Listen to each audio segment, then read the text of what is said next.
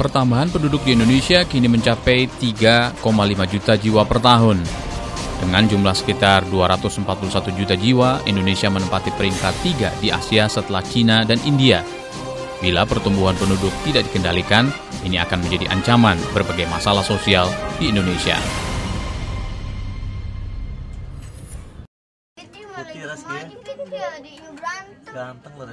Asmana, warga ibu kota Jakarta, sangat merasakan lelah dan menderitanya memiliki 6 anak. Anak tertuanya berusia 16 tahun dan paling bungsu berusia 2 tahun. Ia hanya ibu rumah tangga dan suaminya seorang tukang sampah yang pendapatannya Rp17.000 per hari. Uang sebesar itu di Jakarta hanya bisa untuk makan siang satu orang di warung makan setiap harinya. Di kamar sempit seluas 12 meter persegi peninggalan orang tua, Asmana bersama suami dan 6 orang anaknya tinggal. Ruang itu sekaligus dipakai untuk ruang tidur, dapur, ruang tamu, bahkan gudang. Dengan kondisi hidup seperti ini, ia menyesal memiliki banyak anak. Ia sempat berhenti memakai alat kontrasepsi karena tidak punya uang untuk memasangnya. Butuh hingga Rp50.000 untuk memasang alat kontrasepsi. Sebenarnya sih keberatan, habisnya kalau nggak suntik ntar ada lagi. Kata dokternya waktu lagi hamil, Bu jangan sampai nggak KB Bu, ntar kalau KB ntar ada lagi repot gitu. Bilang gitu, ya udah, kadang-kadang saya itu ya nggak kadang-kadang duit ya saya paksain buat KB.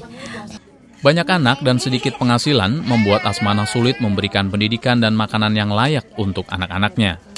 Menurut Komisi Perlindungan Anak Indonesia (KPAI), ledakan penduduk semakin menelantarkan anak-anak.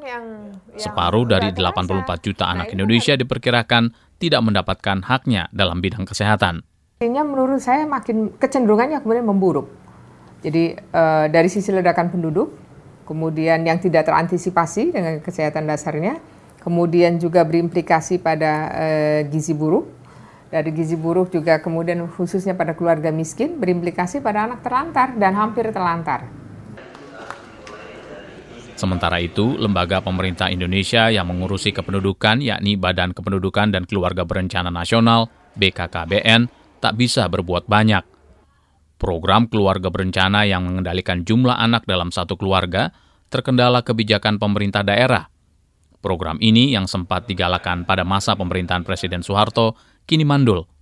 Alhasil, peserta KB berjalan lambat. Cuman tambahnya hanya sedikit, tidak begitu besar.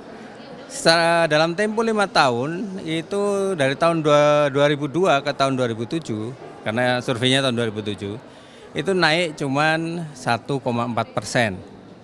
Sangat sedikit itu, karena itu berarti setiap tahun hanya 0,25 atau 0,3% kan. Nah, harusnya penambahan peserta itu yang bagus ya 1% setahun. Lambang UID-nya belum dapat kita gitu. Ahli kependudukan memperingatkan, mandeknya program KB akan menambah penduduk miskin yang diklaim pemerintah kini berjumlah hanya 31 jiwa atau 14% dari penduduk Indonesia. Perlu perhatian yang lebih kuat sih dari pemerintahnya. Sekarang kalau pemerintahnya berpikir fine-fine saja, tidak masalah gitu, jumlah penduduk mau banyaknya mau sedikit, udah terbukti kok bahwa mereka yang miskin tuh anaknya lebih banyak. Bagaimana mungkin kita memotong mata rantai kemiskinan kalau mereka tetap punya anak banyak.